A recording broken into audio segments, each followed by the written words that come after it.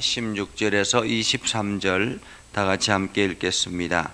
여호와의 궤가 다윗 성으로 들어올 때에 사울의 딸 미갈이 창으로 내다보다가 다윗 왕이 여호와 앞에서 뛰놀며 춤추는 것을 보고 심중에 그를 업신여기니라. 여호와의 궤를 메고 들어가서 다윗이 그것을 위하여 친 장막 가운데 그 준비한 자리에 그것을 두매 다윗이 번제와 화목제를 여호와 앞에 드리니라. 다윗이 번제와 화목제 드리기를 마치고 만군의 여호와의 이름으로 백성에게 축복하고 모든 백성 곧 온 이스라엘 무리에게 남녀를 막론하고 떡 한 개와 고기 한 조각과 금포도떡 한 덩이씩 나누어 주매 모든 백성이 각기 집으로 돌아가니라. 다윗이 자기의 가족에게 축복하러 돌아오매 사울의 딸 미갈이 나와서 다윗을 맞으며 이르되 이스라엘 왕이 오늘 어떻게 영화로우신지 방탕한 자가 염치 없이 자기의 몸을 드러내는 것처럼 오늘 그의 신복의 계집종의 눈앞에 몸을 드러내셨도다 하니 다윗이 미갈에게 이르되 이는 여호와 앞에서 한 것이니라. 그가 내 아버지와 그의 온 집을 버리시고 나를 택하사 나를 여호와의 백성 이스라엘의 주권자로 삼으셨으니 내가 여호와 앞에서 뛰놀리라. 내가 이보다 더 낮아져서 스스로 천하게 보일지라도 네가 말한 바 계집종에게는 내가 높임을 받으리라 하신지라.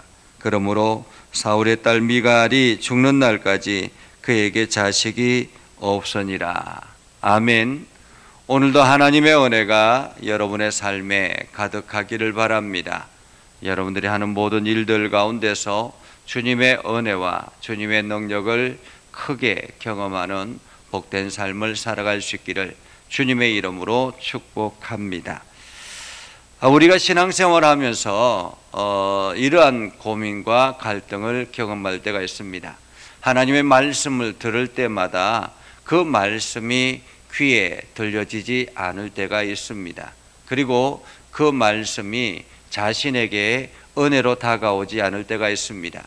그때가 언젠가 우리가 거슬러 보면 목회자와 말씀을 전하 선포하는 목회자와 관계가 원만하지 않을 때 그 말씀이 은혜롭게 들리지 아니하고 그 말씀이 귀에 들려오지 않습니다. 오히려 그 말씀에 자꾸만 부정적인 생각들이 다가오게 되지요. 어쩌면은 오늘 다윗과 미갈의 관계 속에서도 이러한 모습이지 않았을까라는 생각을 합니다. 미갈은 어떻습니까? 미갈은 사울 왕의 딸입니다. 그리고 다윗의 첫째 부인이기도 하죠.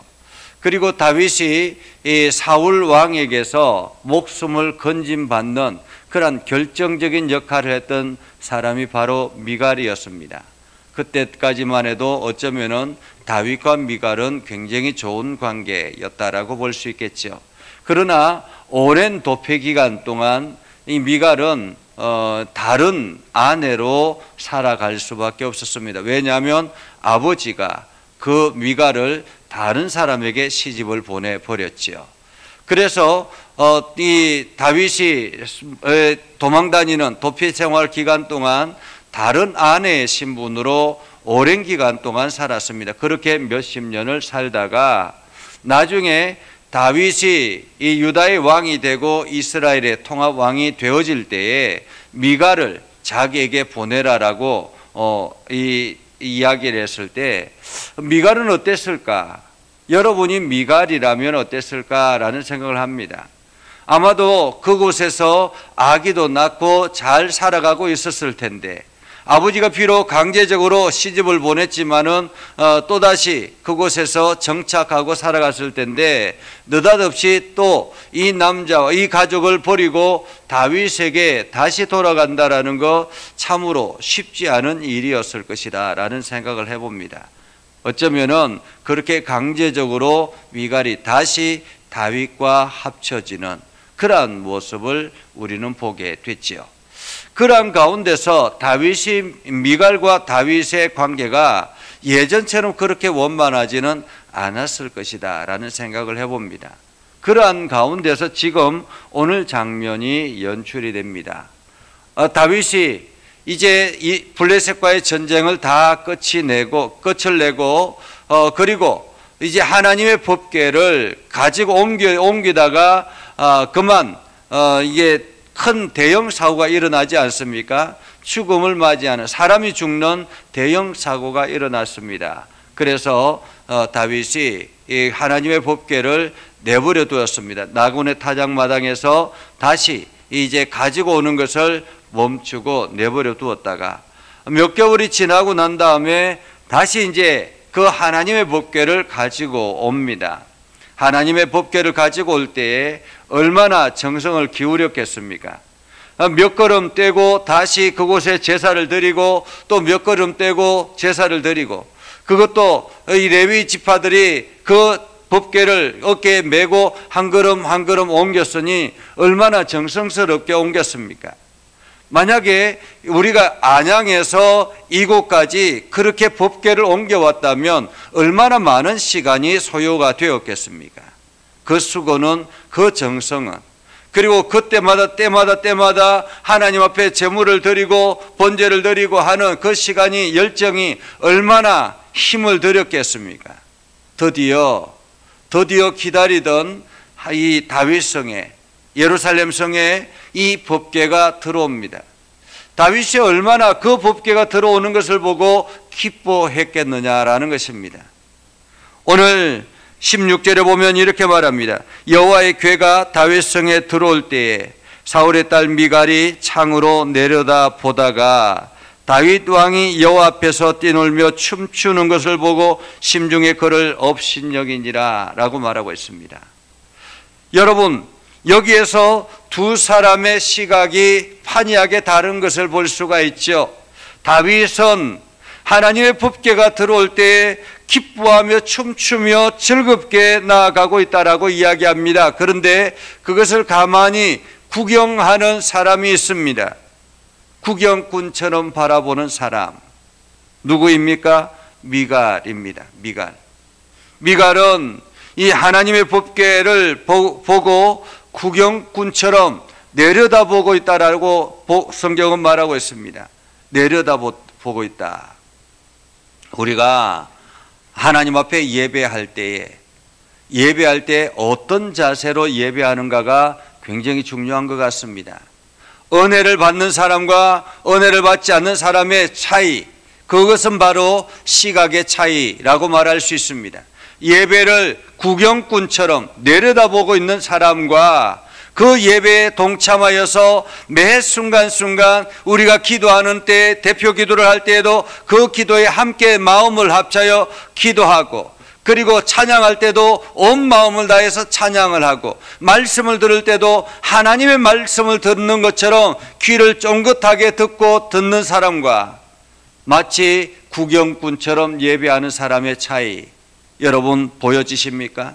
오늘 다윗과 미갈의 차이라고 말할 수 있습니다.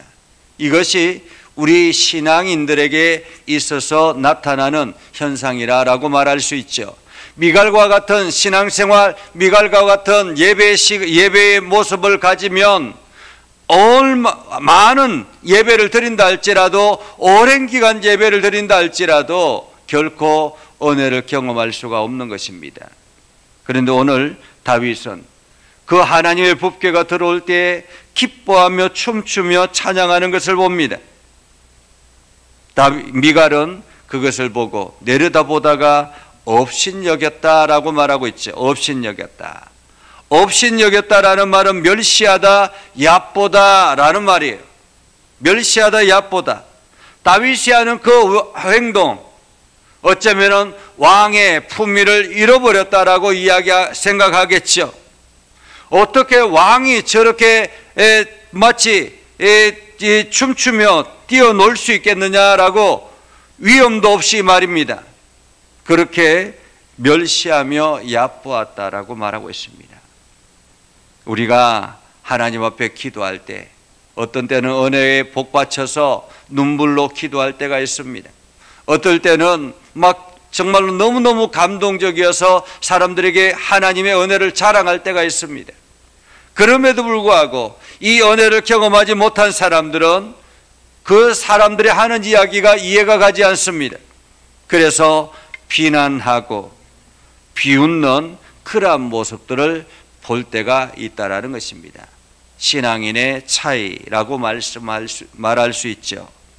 자, 그렇게 해서 여호와의 궤를 메고 들어갑니다. 다윗이 그것을 위하여 친 장막 가운데서 준비한 가운데서 하나님 앞에 예배를 드립니다. 번제와 화목제를 하나님 앞에 드리죠. 화목제를 드리고 난 다음에 백성들을 축복하고 그리고 떡 한 개와 고기 한 조각 금포도 덩이를 나누어 줍니다. 그 나누어 주고 난 다음에 백성들이 그것을 다 가지고 돌아가고, 그리고 다윗이 이제는 마지막으로 자기의 가족들을 축복하기 위해서 들어오라고 합니다. 그때 미갈이 들어와서 다윗에게 하는 말이 이런 말입니다. 이스라엘 왕이 오늘 어떻게 영화로우신지 방탕한 자가 염치 없이 자기의 몸을 드러내는 것처럼 오늘 그의 신복의 계집종의 눈앞에서 몸을 드러내셨도다. 여러분, 말을 할 때 있잖아요. 말을 할 때 이렇게 비웃듯이 말하는 거 굉장히 기분 나쁘죠. 그렇지 않습니까? 마치 사람을 비난하듯이 말하는 거 굉장히 기분 나쁩니다. 오늘 어떻게 영화로우신지라고 이야기합니다. 얼마나 영화로우신지. 마치 비난하듯이, 빈정거리듯이 말입니다. 이런 말투는 굉장히 안 좋은 것입니다. 상대방의 마음을 굉장히 상하게 하는 말투죠. 화가 날 때 이런 빈정거리는 소리를 할 때가 있잖아요. 그러면은 그 소리를 듣는 사람은 엄청나게 마음이 상하는 거예요. 오늘 다윗은 그 미갈의 소리를 듣고 이렇게 이야기합니다. 미갈에게 이르되 이는 여호와 앞에서 한 것이니라. 그가 내 아버지와 그의 온 집을 버리시고 나를 택하사 나를 여호와의 백성 이스라엘의 주권자로 삼으셨으니 내가 여호와 앞에서 뛰놀리라.